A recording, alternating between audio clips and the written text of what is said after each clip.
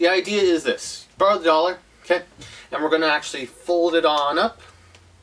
We're going to try something a little bit of fun.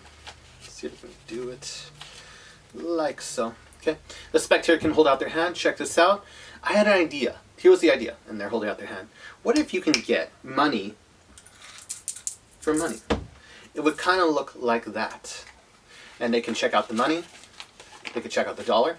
And they can count it out. That's 1, 2, 3, 4, and that's 50 cents. So, you know, this would not actually be $1 anymore. You would fold it up. You could take it to any cash registering person, or this would be the idea anyways, and you can do this. And I'll show it one last time. You get the dollar, push it in, and they say, your dollar is worth, actually, 50 cents. It would look like that. I'll take this. They can check that out. And we have a fun little effect. Thank you guys so much. So let's hop right into this effect. This is one of my favorites, and I originally really wasn't hoping on releasing this publicly. That's how much I safely guard this one. This one is a very, very precious effect to me. But with the context of releasing all my material, and save for game changers that Illusionist is going to have, I thought this would be one that hopefully the community can really, really enjoy. This is very, very special, and I hope you enjoy it. So, to get into the explanation, we're going to need a couple things. Let's get into it. Okay. So what we're going to need, and this is from my experience of doing it, you're going to need a thumb tip. That should be obvious. And one that allows for more space than usual. So I would suggest a king size with a hard style king size one. This is what helps me a lot, or what I use, because you're going to put a couple coins in there. You're going to need 4 dimes. So 1, 2, 3, 4 dimes. Hopefully you can see those 4 dimes. 2 nickels for the contrast. I've tried using pennies, but it adds up to a lot. Excuse the pun. And I just think this is a better display. Just 6 coins. So 4 dimes, 2 nickels that will go inside the thumb tip. You do not need $1. I mean, you could, but what's great about this effect is you could just borrow $1 and you're good there. You also need a regular 50-cent piece. I find that a regular 50-cent piece is better than a walking liberty, because people don't know what a walking liberty is unless you explain to them, and they need something identified by. And people only don't see $half that often, so you're stretching it here, but we'll make it work. So 4 dimes, 2 nickels, $1, $1 if you're practicing this, and a thumb tip. Let's get into the setup. So the setup looks like this. You get the 4 dimes, 2 nickels. Doesn't really matter how you place it. You'll learn through time and experience however you want to place it, what works best for you. Thumb tip, I just throw them inside. Call it a day. Put the thumb tip on, you're set. Now sometimes you may have trouble putting it fully on because the nickel may stick out. So you play around with the coins and figure out what way works best for you, and also how it comes out easiest, how the coins come out easier. So the 2 things you play around with is like the coins in the back, how can you get a thumb tip fully on? If there's any sound, how to practice working with the sound, play around with the sound, and then also the dropping out the coins. You want a clean dropout if possible, or you can have a little ruse, and I'll cover that inside the video. So for right now, coins are inside the thumb tip. Okay, we have it in just the right spot so it's comfortable, right there. Okay. Now we also got the $1. So in your dominant hand is the thumb tip with all its coins. Okay, there's a lot of sound, so I play around with it until I feel that there is no sound. Okay, what I'm doing right now, I've noticed a little tip, is one of the nickels, just one of them, is downwards like so, so it makes on the thumb tip a little bit easier. Okay, we've got the $1 in the recessive hand, so it is right here. So thumb tip right here. $1 right here, and then we can borrow $1, or we can use our own, your choice. In this case, if you do borrow $1, just have it loosely available so it's easier to get. And then we apply our thumb tip subtlety so we can make this hand look natural. This hand is holding something so it looks natural, so we're good there, even though we're starting out very dirty. Okay? Okay.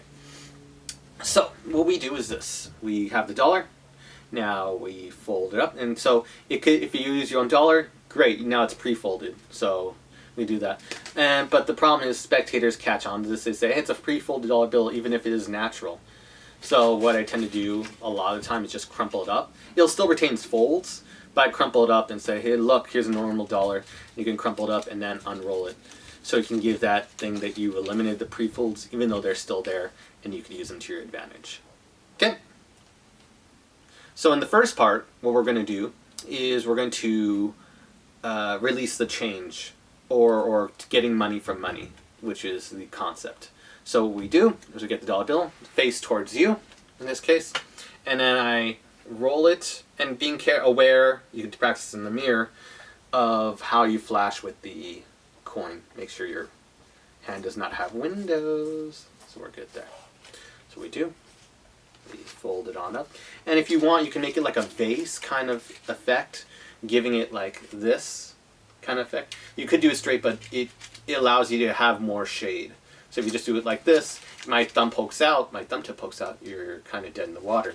So stretching that bill out, or the length it looks like, looks just a bit better. So the thumb tip is inside there. So what we do is we have the face towards us, and we wrap the bill around the thumb tip and trying to go downwards, like a spiral downwards. So essentially it covers all of the thumb tip. So you can be able to have better angles from all angles. If you do it correctly, you can do this from basically universal angles and you're all good, except at this point, which we cover. So then we say, here was the concept. As you're folding it, you originally would rather say it, that you have this idea beforehand. I had a new idea. You would normally present like this at the beginning. I had a special idea. What if you can get money from money? I know that's a weird concept. I know it doesn't make much sense doing display to make your thumb tip seem normal. But I'll explain what I mean. Let me actually roll the bill up, and watching for your angles in your recessive hand, so make sure you don't flash the coin. What if I actually hold out your hand, whichever hand, are you right-handed, left-handed? Hold on with your hands, they do so. If I give it a snap, I can actually get some of the money from the dollar bill, and they can see the money falls out. And you ask them to count it. Can you please count it? If it's on a table, if it's in their hand, they can count it, and they can see clearly it's 50 cents. Now, in the case that a coin is stuck in there, you have a couple options. You can squeeze the thumb tip. It comes out a little bit easier. You can go and fudge it inside. And the ruse is this. I want to make sure you're not getting cheated. I already know the banks cheat us enough as it is. And that gets a little laugh. And then you can get the rest of the coins out. If you don't get it out, you can just say, hey, we're cheated by the banks. Such is life. And there you go. You can win, even if there's still a coin stuck in there. So you're covered on that situation. From there, you can count the coins. If they got the full amount or not, we pray they got the full amount. We're all good otherwise. Then our thumb comes back in. Well, so we still off the thumb tip as we open up the dollar bill, watching for angles, make sure we don't flash the thumb tip. And we open on up, and we got this situation. And then we can leave the dollar. Hand out the dollar, you're good. That's the first part. And then they can check it out. Now, essentially, what I've just done is the very first part of Roger Klaus's... he had a money routine where he basically did this exact routine. And he has his own subtleties and subterfuges and stuff. And so this first part is essentially his things with just little minor touches. The second part that I'm adding onto this takes his routine further and then makes it even better, so it makes it my own style to it. So then they're counting the money. They count 50 cents.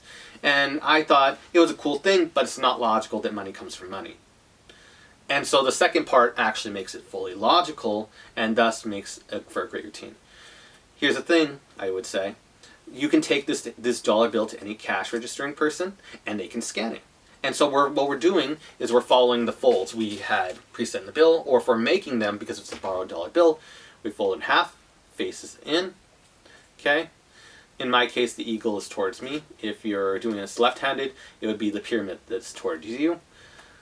Go fold on up in half. So over, up, fold, over, fold, up. And you do not have to do this fast. You can do it slowly because people aren't expecting anything at this point because they saw you do the money. What more can you do if your sleeves are rolled back and you're in this situation? You're in a great position. You can then do the insertion, which looks like this. I'll flash it, even though I've done it in every video. Okay, so pull back, grab on the thumb tip. The 50-cent piece stays there where it's at, and essentially we just pull back on this dollar bill as we grab the thumb tip. We're taking the thumb tip as we display the bill once again. So in action, it looks like this. Okay, one more time. And pull it out to show the dollar bill. Now you're in a great position. You display it one last time very fairly. Forefinger and thumb go inside. Thumb steals off the bill. You poke with the forefinger. And then you can do what I do in the routine. It's really optional, but I like to do it this way. They would calculate it as set at, and I just like to do it as a wave. Makes it seem like a magical gesture, whatever. You can open up your hand and show it's 50-cent piece. Now at this point, I usually give it a little flop, like we're tossing up. You can flick it, but I just feel like a little flop is good. They can see this coin spinning. It's real. I do a little spin as I take it with the opposite hand, being light because it'll make a sound as you got your thumb tip right here. Okay, so I'm very light. I display it. Opposite hand takes it. I'll take back the money, which was in their hand. I trade it for the $50. Now they're examining that. And now I do the riskiest part of the situation, but it's not really not risky. We're fine there. There's misdirection for the $50 they're examining. At this point, I take the changes in my recessive hand, take the dominant hand with the thumb tip, making sure the thumb tip, if you can, is pointed towards the audience. It helps for cover. And then you clean everything up, and then leaving the thumb tip in the pocket, and you're clean. Absolutely clean. And leaves you in the same position as Greed would, Greed by Daniel Garcia, where you would get a dollar bill, fold into 5, 10, 20, 50, and then the 50 is a 50-cent piece. And then he would clean up, they examine that, he ditches the gimmick, and then you're left with this. And then you would be doing, essentially, you'd be set up in a one-coin routine, which is going to be released on my, or with Illusionist, I want to release my one coin on there. But essentially, you got two cool effects. You first got to produce 50 cents, and then you got to make it logical by turning the remainder dollar into its value, because you took away 50 cents, into a 50-cent piece. Left in this situation, it's a great routine that I hope everyone enjoys, and hope you can love it. It's simple, but it's beautiful, and I think there's a lot of power to it. Even if people expect the first part, they don't expect the second part. No one ever expects the second part, which allows us to destroy them and have lots of fun in doing so. So this is Money from Money. I'm Dan from this jam session, and I hope you have a good one.